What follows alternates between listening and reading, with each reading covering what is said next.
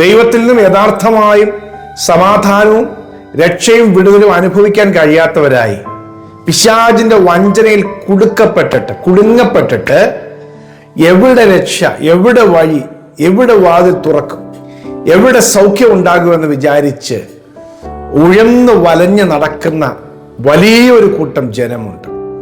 Hallelujah. ഇന്നത്തെ ശാലോം സന്ദേശത്തിൽ കർത്താവ് നിങ്ങൾക്ക് തരാൻ ആഗ്രഹിക്കുന്ന സന്ദേശം, വഴി കാണാതെ, രക്ഷ ഏതെന്നറിയാതെ, സൗഖ്യം എവിടെ ഉണ്ടെന്നറിയാതെ, വിടുതൽ എവിടെ ഉണ്ടെന്നറിയാതെ ചിന്നിച്ചിതറി ഉഴന്നു നടക്കുന്ന മനുഷ്യരെ നോക്കി കർത്താവ് മനസ്സലിയുകയാണ്.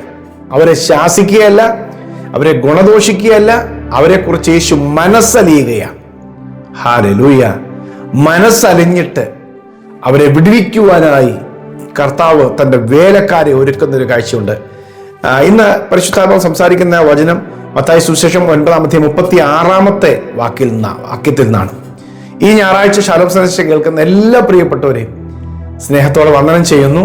എല്ലാ ദിവസവും നിങ്ങൾ ഈ പ്രഭാത സന്ദേശം ഈ ചാനൽ വഴിയായി നിങ്ങൾ കേൾക്കുകയോ കാണുകയൊക്കെ ചെയ്യുന്നല്ലോ. ദൈവത്തെ നന്ദിയോടെ സ്തുതിക്കുന്നു. അനേകർക്ക് ഈ സന്ദേശം എല്ലാ ദിവസവും ഇത് രാത്രി വന്ന് കേട്ടിട്ട് ഒത്തിരി പേർക്ക് ഷെയർ ചെയ്യുന്നവരുണ്ട്. അവരെല്ലാം ദൈവം അനുഗ്രഹിക്കട്ടെ. ഒറ്റ ആഗ്രഹമേ ഉള്ളൂ, ദൈവത്തിൻ്റെ വചനത്തിന് ദൈവത്തിൻ്റെ ശക്തിയുണ്ട്. ആ വചനം ആര് സ്വീകരിക്കുന്നു അവരിൽ വിടുതൽ നടക്കും. പിശാചിനെ പിടിയുന്ന അവർ വിടുതൽ പ്രാപിക്കും, ദൈവികമായ അനുഗ്രഹം പ്രാപിക്കും. അപ്പൊ അതിനാണ് ഈ വചന സന്ദേശം. ആമേൻ. അനേകർക്ക് നിങ്ങൾ ഷെയർ ചെയ്യണം.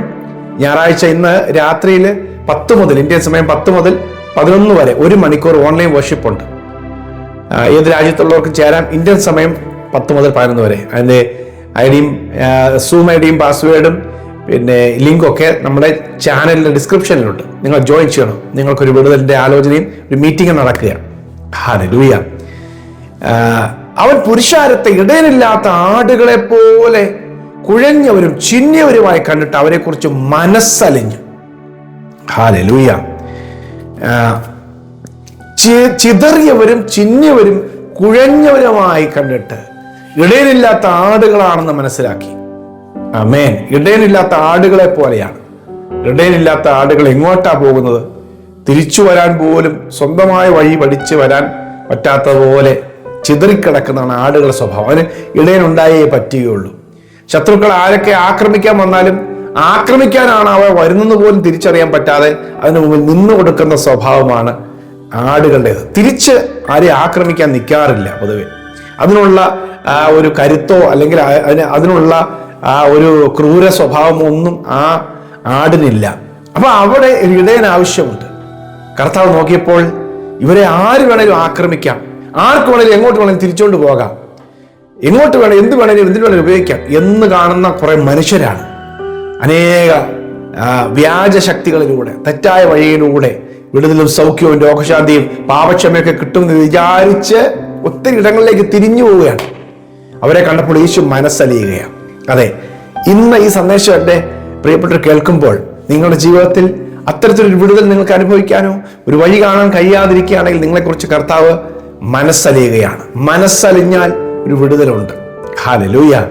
ദൈവത്തിൻ്റെ വചനം 56-ാം സങ്കീർത്തനത്തിന്റെ 8-ാമത്തെ വാക്യത്തിൽ എഴുതിയിരിക്കുന്നു, നീ എൻ്റെ ഉഴൽച്ചകളെ എണ്ണുന്നു, എൻ്റെ കണ്ണുനീരിനെ നിന്റെ തുരുത്തിയിലാക്കി വെക്കണമേ. അത് നിന്റെ പുസ്തകത്തിൽ ഇല്ലയോ? നിങ്ങളുടെ ഉഴൽച്ചകളെ കർത്താവ് എണ്ണുന്നുണ്ട്. ഉഴന്നു വലഞ്ഞു നടക്കുകയാണ് ഇടയനില്ലാത്ത ആടുകളെ പോലെ. ആര് സഹായിക്കും? എവിടെ ചെന്നാലൊരു സൗഖ്യം കിട്ടും, ഒരാശ്വാസം കിട്ടും, സമാധാനം കിട്ടുമെന്ന് അറിയാതെ എവിടെയും ചെന്ന് മുട്ടി നോക്കുന്ന, എവിടെയും ആശ്രയിക്കുന്ന മനുഷ്യൻ. അതിന്റെ നടുവിൽ കർത്താവ് പറയാണ്, അധ്വാനിക്കുന്നവരും ഭാരം ചുമക്കുന്നവരുള്ളവരെ എല്ലാവരും എൻ്റെ അടുക്കൽ വരുവേൻ, ഞാൻ നിങ്ങളെ ആശ്വസിപ്പിക്കാം. അതെ, കർത്താവിൻ്റെ അടുക്കൽ ആശ്വാസമുണ്ട് കേട്ടോ.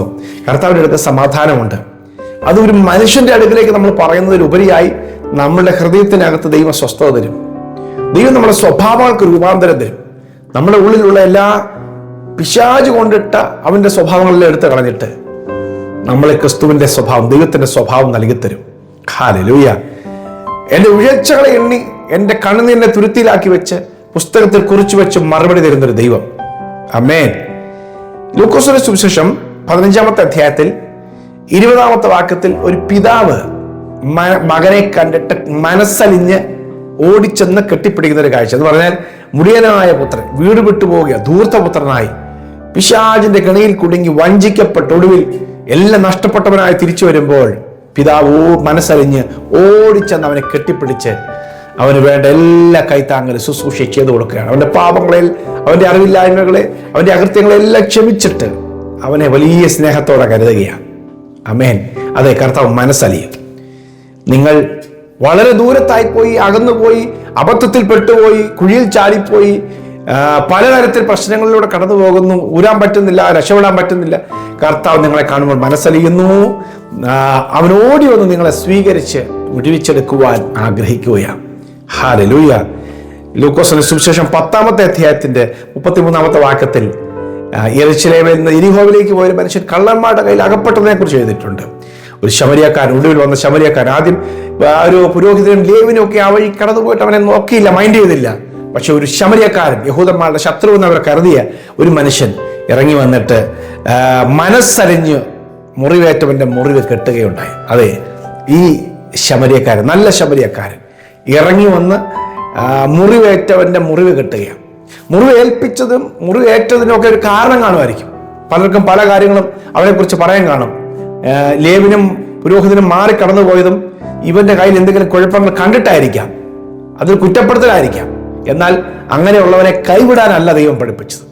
ശമരിയക്കാരൻ ഇറങ്ങി വന്ന് മനസ്സലിഞ്ഞു. ദൈവം നമുക്ക് അങ്ങനെയാണ്. കർത്താവ് മനസ്സലിയും, യേശു മനസ്സലിയും. ഇവിടെ നല്ല ശമരിയക്കാരൻ എന്ന് പറയുന്നത് നമ്മളെയൊക്കെ യേശു പറയാണ്, ഇത് വേറെ ആരുമല്ല, നിന്റെ അയൽക്കാരൻ അവനാണ്. ആമേൻ. ആരാണ് നിന്നോട് കരുണ കാണിക്കുന്നത്? സഹോദരങ്ങളെ, നമ്മുടെ കർത്താവ് നമ്മുടെ കരുണ കാണിച്ചു. നമ്മുടെ പാപങ്ങളോ കുറവുകളോ എല്ലാം ക്ഷമിച്ചിട്ടാണ്, നമ്മുടെ അകൃത്യങ്ങളോ അറിവില്ലായ്മകളോ ക്ഷമിച്ചിട്ടാണ് നമ്മളുടെ മനസ്സറിഞ്ഞ് നമ്മുടെ മുറിവുകളെ കെട്ടി ഇന്ന് നമ്മളെ സ്വസ്ഥമാക്കി നടത്തുന്നു. അതെ, കർത്താവ് മനസ്സറിയുക. നമ്മൾ ഉഴന്നു വലഞ്ഞ് വഴിയില്ലാതെ കഷ്ടപ്പെടുന്നത് കാണുന്നുണ്ട് കേട്ടോ. കർത്താവ് മനസ്സലിയുന്നുണ്ട്. അവൻ സഹായിക്കും, അവന്റെ കരം നീട്ടും, അവൻ വിടുവിക്കും. തക്ക സമയത്ത് ദൈവം നിങ്ങൾക്ക് വേണ്ടി ഒരു വഴിയമ്പലം, ഒരു നന്മ, ഒരു കരുതൽ, ആമേൻ, ഒരു ഭവനത്തിലെ, അപ്പന്റെ ഭവനത്തിലെ സന്തോഷം ദൈവം കരുതി വെക്കുകയാണ്. ആമേൻ. ഈ ഞായറാഴ്ച പരിശുദ്ധാത്മാവിന് നിങ്ങളോട് പറയാനുള്ള ആലോചന, നിങ്ങളുടെ ഉയർച്ചകളെല്ലാം അവൻ കാണുന്നുണ്ട്, നിങ്ങളുടെ വേദനകളെല്ലാം അവൻ അറിയുന്നുണ്ട്, അവന്റെ പുസ്തകത്തിൽ രേഖപ്പെടുത്തി വെക്കുന്നുണ്ട്. അതിനെല്ലാം പ്രതിഫലം ദൈവം കരുതിയിട്ടുണ്ട്. പ്രിയ കർത്താവെ, ഇന്ന് ഈ ഞായറാഴ്ച സന്ദേശം കേൾക്കുന്നതിന്റെ പ്രിയപ്പെട്ടവരെ, എവിടെയൊക്കെയാണ് കർത്താവ് ഉഴന്നു വലയുമാറാക്കുക, ആ മേഖലയിലെല്ലാം ദൈവികമായ ഒരു സ്ഥിരമായ അടിസ്ഥാനം നൽകി ഒരു മാനിക്കേണ്ടതിനായി പ്രാർത്ഥിക്കുന്നു.